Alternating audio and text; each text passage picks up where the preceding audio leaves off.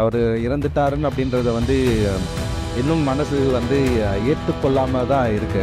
திமுக ஆட்சிக்கு வருவதற்கு முன்னாடி தலித்தோட பிரச்சனைகளை தீவிரமாக எடுத்த ஒரு கட்சியாக இருந்தது. ஆட்சி பொறுப்புக்கு வந்ததுக்கு பிறகு குறிப்பாக கவின் படுகொலை வரைக்கும் அவருடைய நிலைப்பாடு வெளிப்படையாகவும் இல்லை. ஆணவத்தை கொண்டு வருவோம்னு சொல்லிட்டு அறிவித்த தேர்தல் வாக்குறுதிகள் கூட அவங்களால நிறைவேற்ற முடியாம தான் போச்சு. சிபிஐ வேணும் அப்படின்னு சொல்லிட்டு நம்ம முறையிட்டோம் திமுக அரசு கிட்ட. பட் ஆனால் திமுக அரசு சிபிஐயை நிராகரிச்சாங்க. அவர்கள் ஒரு வழக்கறிஞரை வச்சு சிபிஐ தர முடியாது அப்படின்ற மாதிரியான ஒரு வழக்கத்தை எடுத்தாங்க.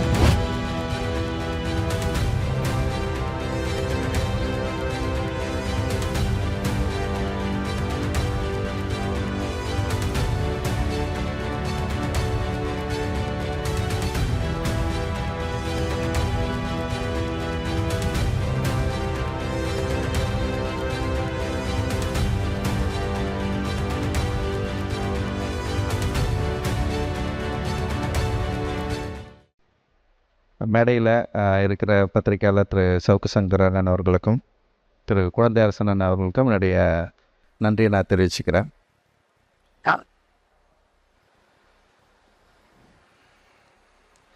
அண்ணன் இருந்து கடந்த 2 வருஷம் முடிஞ்சிருச்சு. ஸோ 2 வருடங்கள் கடந்த பிறகும் அவருடைய நினைவும் அவருடைய எண்ணமும் நம்மக்கிட்ட இன்னும் அதிகமாக தான் அப்படியே இருந்துகிட்டே இருக்குது. அவர் இறந்துட்டாருன்னு அப்படின்றத இன்னும் மனசு ஏற்றுக்கொள்ளாமல் தான் இருக்குது. ஒவ்வொரு முறையும் எனக்கு செல்வம் ஃபர்ஸ்ட் டைம் அதை மறுநாள் நந்தவனே கால் பண்ணி சொன்னப்போ அண்ணன் உயிரோட இருக்கணும் அப்படின்றது தான். இன்னொரு காலில் அவன் எப்படியாவது ஃபோன் பண்ணி அண்ணன் உயிரோடு இருக்கிறாரு அப்படின்னு சொல்லுவான் அப்படின்னு தான் நான் திரும்ப நான் ஃபோன் பண்ணி கேட்டே இருந்தேன். அந்தளவுக்கு அண்ணனுடைய இறப்பை என்னால் ஒருபோதும் ஏற்றுக்கொள்ள முடியாத ஒரு நிமிடமாக தான் அது இருந்தது. அந்த அழுத்தம் இது வரைக்கும் எனக்குள்ளே அப்படியே தான் இருக்குது. இங்கே வரப்பவும் சரி, அண்ணனுடைய உடல் இங்கே இருக்குது, இவ்வளோ மக்கள் கூடி இருக்கிறாங்க. ஸோ இவங்களை எல்லோரும் நம்ம பார்க்குறப்ப மனது ஏதோ ஒரு வகையில் திரும்ப அந்த அழுத்தத்துக்குள்ளே தான் போகுது. ஒரு ரிலாக்ஸான ஒரு இடத்துக்குள்ளே இன்னும் நம்ம வரல. ஸோ அந்த அழுத்தம் இன்னும் தொடர்ந்துட்டு தான் இருக்குது. ஸோ இந்த அழுத்தத்தின் மத்தியில், இந்த இறுக்கத்தின் மத்தியில் அண்ணனுடைய கனவை, விருப்பத்தை, எண்ணத்தை, அரசியலை மிகவும் துணிச்சலாக நம்முடைய அந்நியர்கள் தொடர்ந்து களத்தில் இயங்கி வேலை செஞ்சுட்டு இருக்கிறத பார்க்குறப்போ ஒரு பெரிய உற்சாகமும் உத்வேகமும் இருக்குது. ஒரு பிடிவாதமான ஒரு பெண்ணா, ஒரு பிடிவாதமான ஒரு கணவனின் தன்னுடைய அரசியல் தலைவருடைய விருப்பத்தை நிறைவேற்றுகிற ஒரு தலைவியாக மாறி இருக்கிறத பார்க்குறப்போ உண்மையிலேயே எனக்கு ஒரு பெரிய மகிழ்ச்சியையும் ஒரு சந்தோஷத்தையும் கொடுக்குது. அவர்களுக்கு இன்னும் ஒரு பெரிய உற்சாகமும் ஒரு பெரிய பலமும் கிடைக்கணும். அதே நேரத்தில் அவர்களுடைய போராட்டம் வெற்றி அடையணும் அப்படின்றது தான் இந்த நினைவேந்தலில் நம்முடைய முக்கியமான ஒரு நோக்கமாகவும் எண்ணமாகவும் இருக்குது. இப்போ கடந்த ஆட்சியில் அண்ணனுடைய மரணம் நிகழ்ந்தப்போ திமுக ஆட்சி எப்படி அந்த அண்ணனுடைய இறப்பை, நிகழ்வை அவங்க எப்படி டீல் பண்ணாங்க அப்படின்றது குறித்து நம்ம விமர்சனம் வச்சுருந்தோம். அந்த விமர்சனத்தின் அடிப்படையில் மிக மோசமான பின்விளைவுகள் ஏற்பட்டது.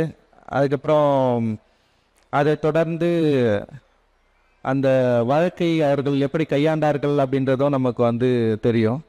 ஸோ அதில் மிக முக்கியமான குற்றவாளிகளாக இருக்கிற 2 பேரை இன்னும் கைது செய்யப்படலை அப்படின்றது ஒரு தொடர் கேள்வியாகவுமே இருந்தது. ஸோ அந்த திமுக ஆட்சிக்கு பிறகு இப்போ புதுசாக தாவேக ஆட்சி பொறுப்பேற்றிருக்கு. திமுக ஆட்சியுடைய மாற்றத்திற்கு பல காரணங்கள் விவாதிக்கப்பட்டது. ஆனால் அதில் ஒரு முக்கியமான காரணமாக நான் பார்க்குறது, தலித்களுடைய பிரச்சனையை திமுக எப்படி கையாண்டது அப்படின்றது ரொம்ப முக்கியமானதாக நான் பார்க்குறேன். கடந்த 5 ஆண்டுகளில் திமுக ஆட்சி வர்றதுக்கு காரணமாக இருந்த தலித் கன்சாலிடேஷன், அந்த ஓட்டோட சதவீதம் இருக்குல்ல, அது ரொம்ப முக்கியமானதாக நான் பார்த்தேன். இவன் நானுமே திமுகவுக்கு ஓட்டு போட்டேன் தான் நான் சொன்னேன். திமுக ஆதரவாளர்களாக தான் என்னையும் பார்த்தாங்க அப்போ இருந்த அரசியல் கட்சிகள்.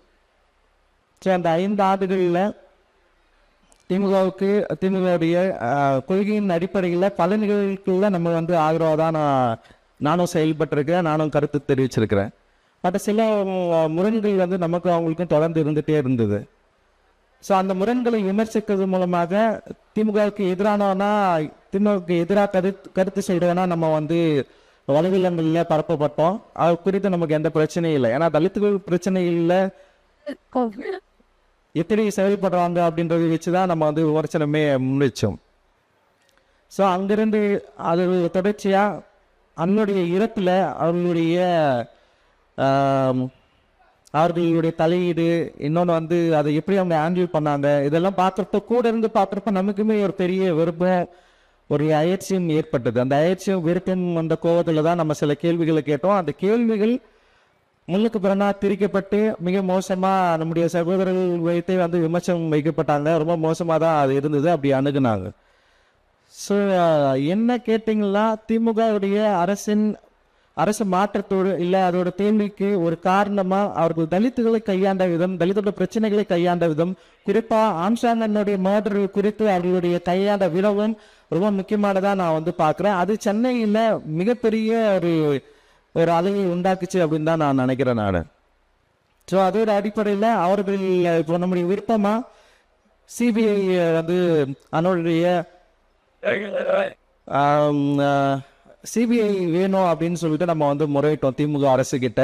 பட் ஆனால் திமுக அரசு சிபிஐயை நிராகரிச்சாங்க. அவர்கள் வந்து ஒரு வழக்கறிஞரை வச்சு சிபிஐ தர முடியாது அப்படின்ற மாதிரியான ஒரு வழக்கு எடுத்தாங்க. அந்த சிபிஐ கிடைத்தும் அதற்கு தடை உத்தரவு வாங்கினாங்க. சரி, தடை உத்தரவு வாங்கினோட அந்த அரசு வந்து மாற்றம் அடைஞ்சது. அந்த தலித்துகளோட பிரச்சனையை அவர்கள் கையாண்ட விதமும் அவர்களுக்கு தேர்வை உண்டாக்குச்சு அப்படின்றத அவங்க டெஃபினட்டா தெரிஞ்சுக்கிட்டு இருப்பாங்க அப்படின்னு நான் நினைக்கிறேன்.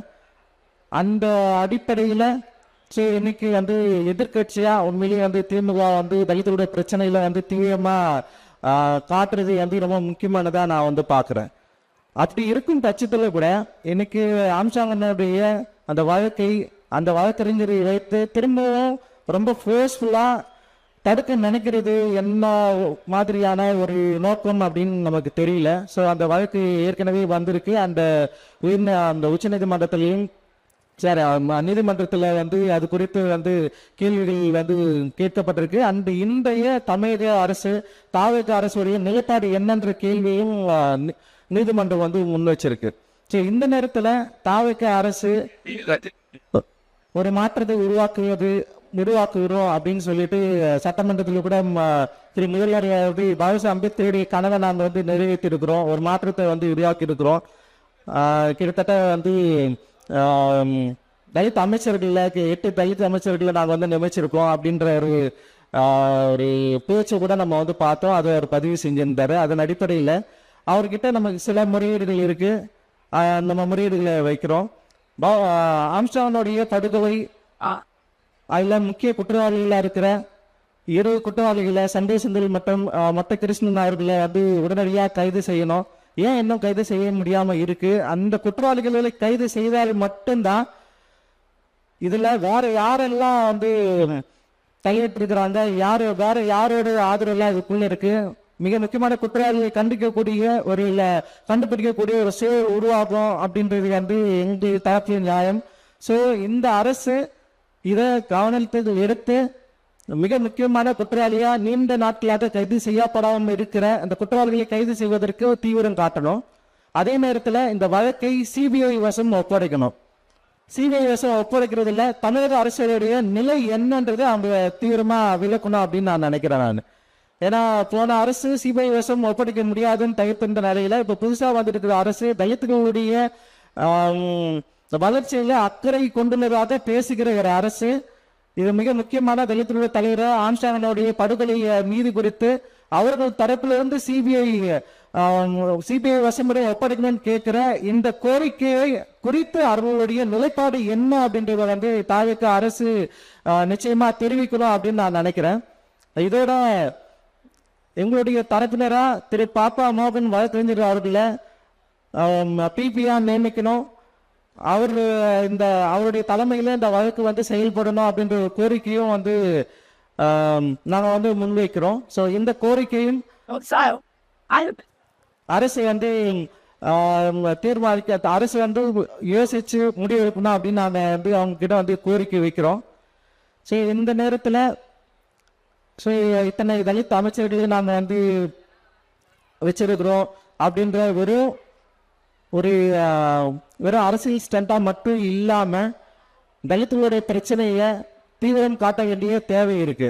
ஏன்னா ஆட்சி மாற்றம் நடந்தாலுமே இங்க தலித்துகளுக்கு எதிராக பிரச்சனை தொடர்ந்து நடந்துட்டு தான் இருக்கு.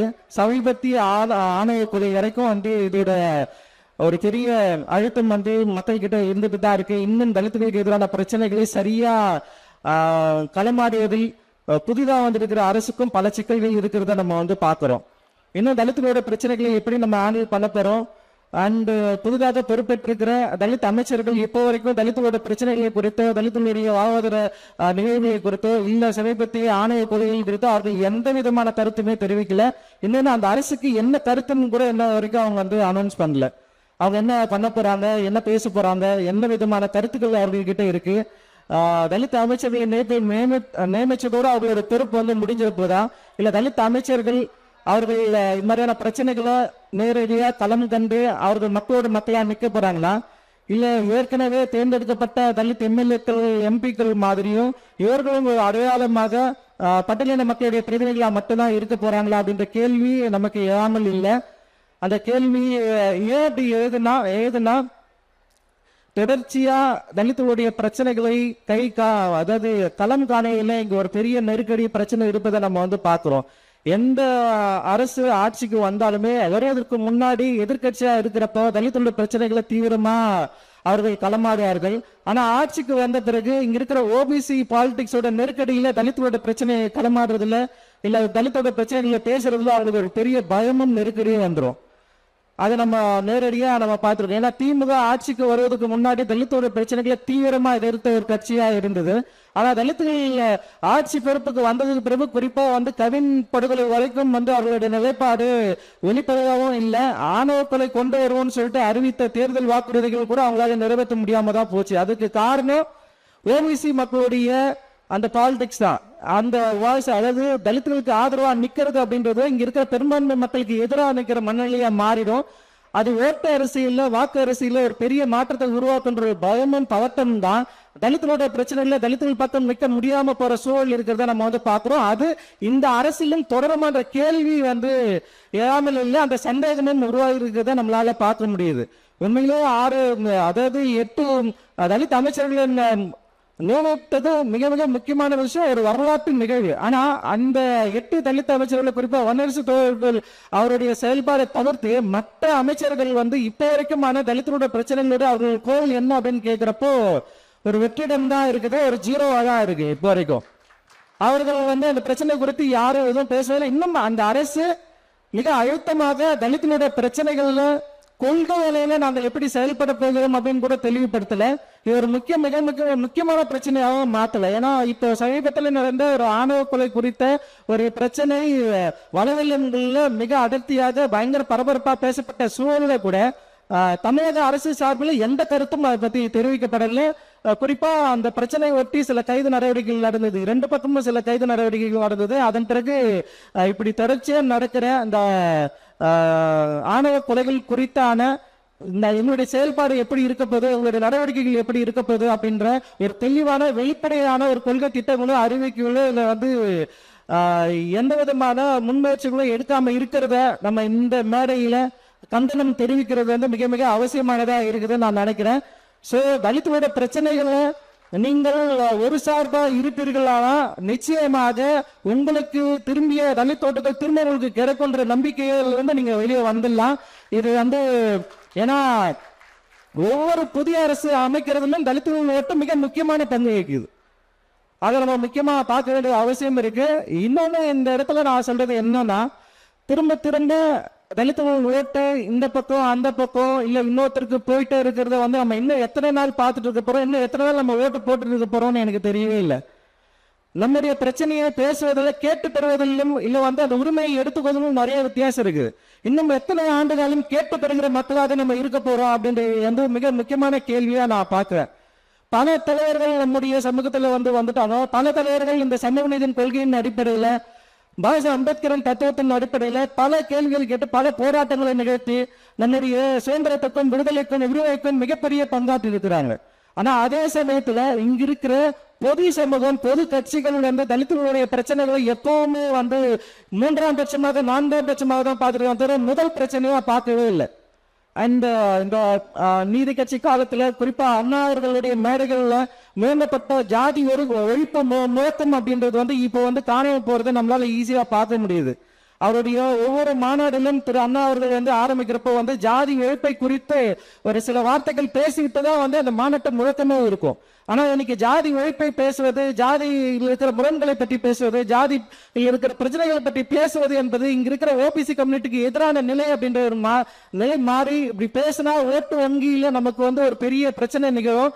அந்த ஓட்டு வங்கியில பிரச்சனை நிகழாம இருக்கிறதுக்கு இங்க இருக்கிற பிரச்சனைகளை பேசாம இது எல்லாமே எப்படின்னா ஒரு பொதுவா கலெக்டிவா நம்ம இந்த டைவர்சிட்டியை கரெக்டா நம்ம ஃபாலோ பண்ணலாம். யாருக்கும் ஆதரவா நிக்க வேண்டிய அவசியம் இல்லை அப்படின்ற ஒரு முடிவு எடுக்கிறாங்க. இங்க பாதிக்கப்பட்ட மக்களுக்கு ஆதரவா நிக்கிறதா இல்ல பாதிப்பை உண்டாக்குற மக்களுக்கு ஆதரவா நிக்கிறதா அப்படின்ற 2 நிலைப்பாடில் இருந்து பாதிக்கப்பட்ட மக்களுக்கு ஆதரவு நிலைப்பாடு அப்படின்றதுல இருந்து விலகி 2 பேருக்கும் பொதுவான ஒரு நிலைப்பாடை எடுக்கிறது மிக மிக முக்கியமான மோசமான ஒரு மோசடியான அரசியலா நான் பாக்குறேன்.